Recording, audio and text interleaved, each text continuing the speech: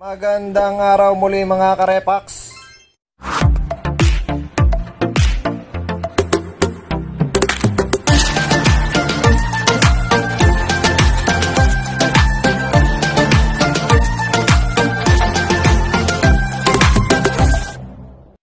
John, good morning mga karepax.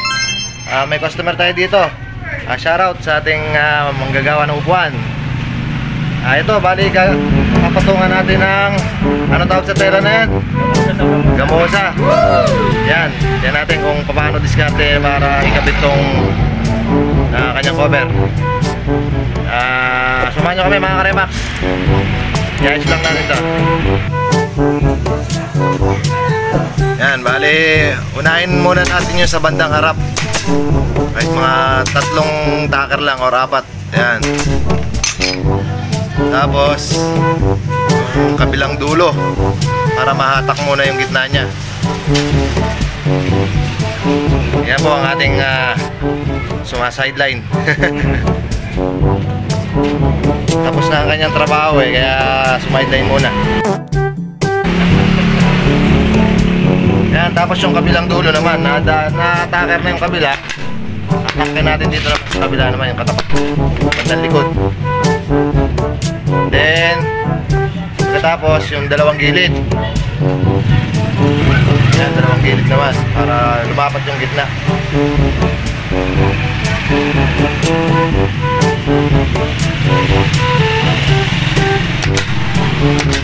Wow.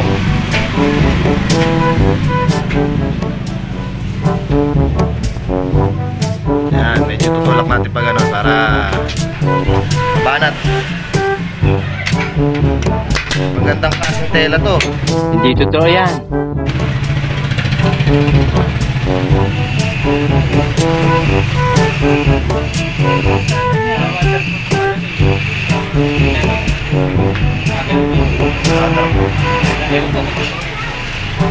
Oh, meron naman. Waterproof na tela. Ma'am, galing mo pala dyan ah. Hindi ko alam ah.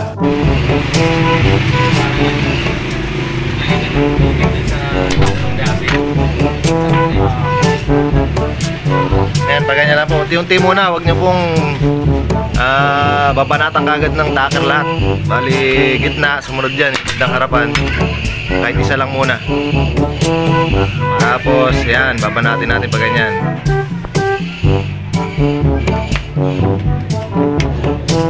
Mamaya natin paparaanan ng ano yan, ng mas maraming tacker.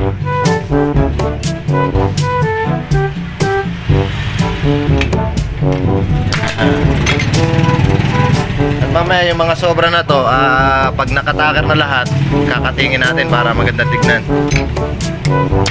Para hindi sumabit sa upuan pag sara.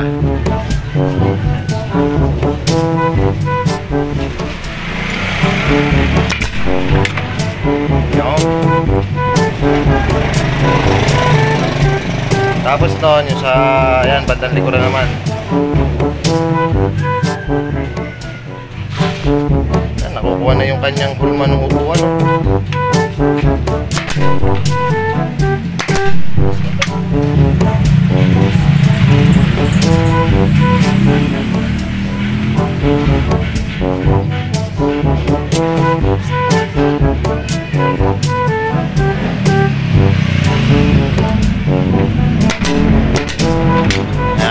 Lang kasi ano yung mga mabanat yung ibang mga may kulubot.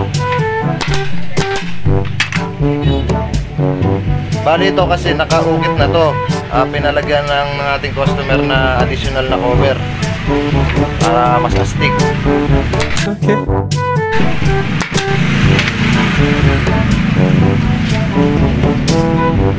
Tapos yung dulo, yan.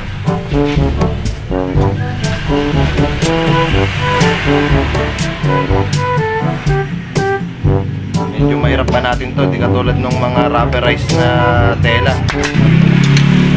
Mas mahirap ilapat yung ganito eh.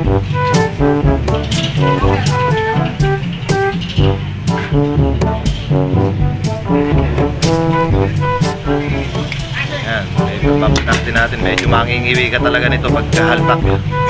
Mangingiwi ka ng konti.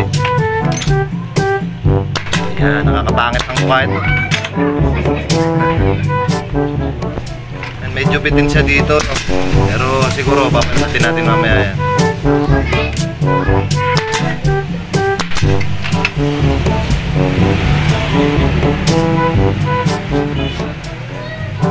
Yan, may konting kulubot pa dito. Diyan naman titirahin natin yan. Taban natin ng konti para lumapat.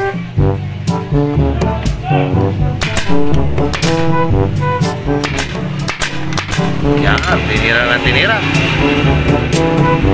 Ito yung kabilang side naman.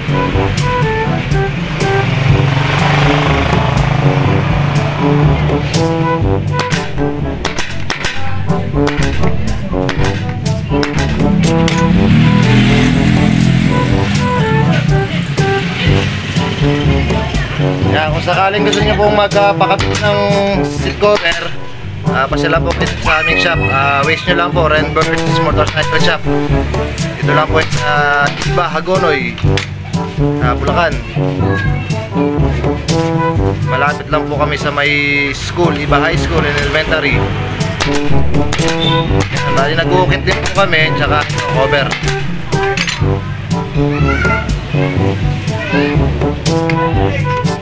Ayan, at tinira na nga po ng tinira.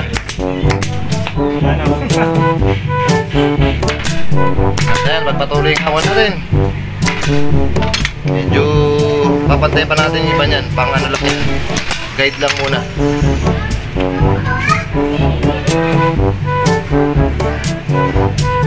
Ganda na ng hulma niya, oh.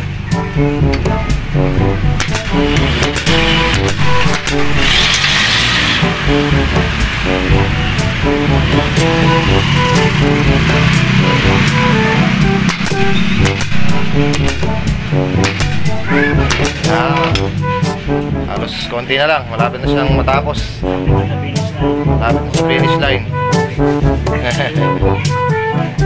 Dulo, medyo siguro tayo mahirapan kasi kung paano discount.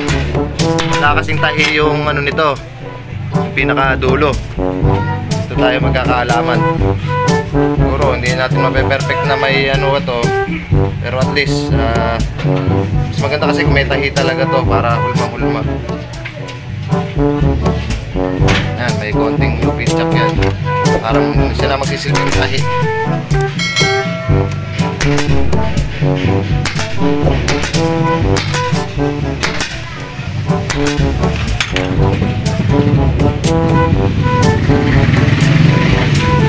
Yung ayos, sumayos naman. Parang ano siya, design, may tahi siya.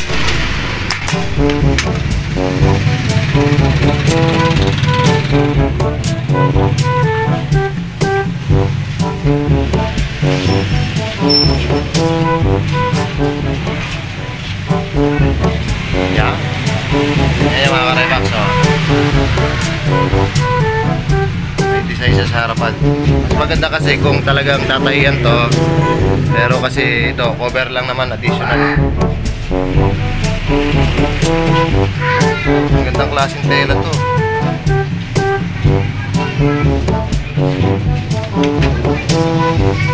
Yan. Nakakarga po ito sa may lupe para hindi mo siya kumawala.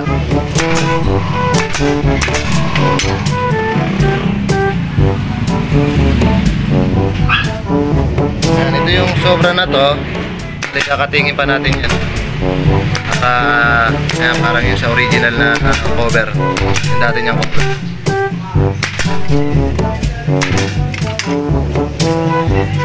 Halos okay na, oh. Kakat na lang at saka sisecure na lang yung kanyang mga tacker. Dahil sa dulo medyo may konting ano, pa natin pa yan.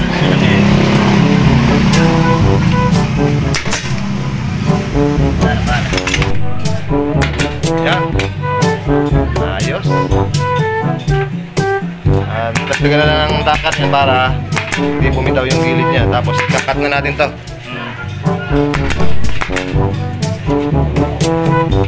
So mamaya pakita ko sa inyo yung kanyang finished product. Secure muna natin yung mga gilid niya. Kaya ito, kakatingin na natin yung kanyang gilid. mawala yung sobra na yan. Pwedeng palagay ko na rin po. Makakamitan natin yan. Kakabindar natin para makita yung kanyang kalalabasan.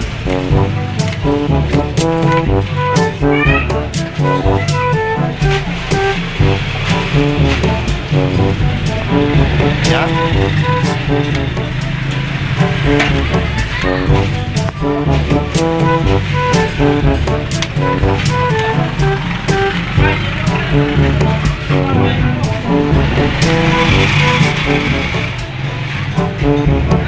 May naiwan pang isa. Nagdagan natin ang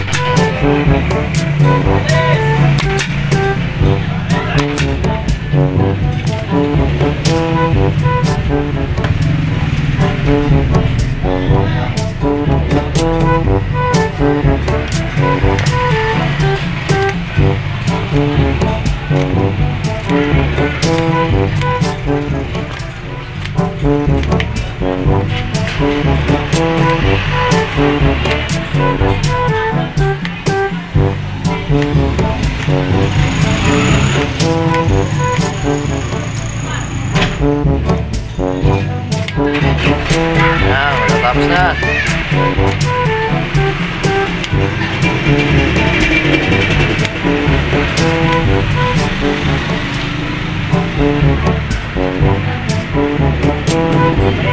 Yun, okay. Tagal na natin ng mga konting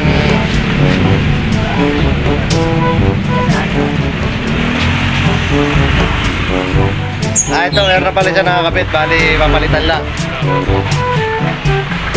Maraming pera si Bossing, kaya magpapalitan ng upuan.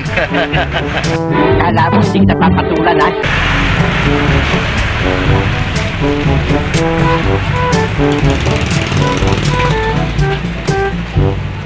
So, pag magkakabit kayo ng upuan, ito bali Honda, ano ba to? Honda Click. Yung 125i. Tanggalin nyo muna yung cover dito sa harapan. Ang dalawang tornilyo lang siya. Kasi andi dito yung pinaka na lock ng kanyang upuan, yung pin. Para mahugot.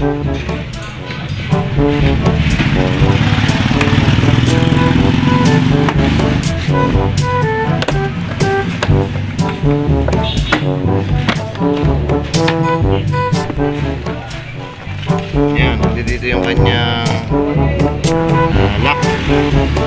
Takin nyo lang yan. Tapos gagawin nyo lang pa ganyan. Tapos andun yung lock nya, yung parang alambre, hilahin nyo naman dito. Yun, pag natanggal na yun, okay na to. A few moments later. At ito na, kapit natin yung kanyang bagong upuan. Yan, ganun lang din, isalbak nyo lang dito sa kanyang pin.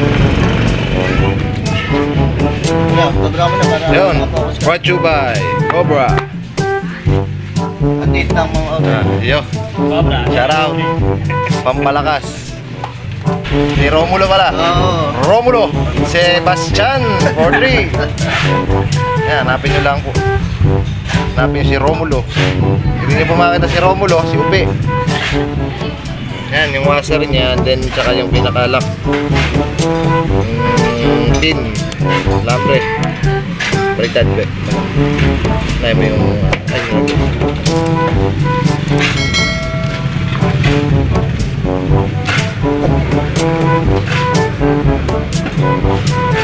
Ayan, may butas na maliit yan. Itatapat nyo lang po dun. Tapos silulupin yung dulo. Okay na siya.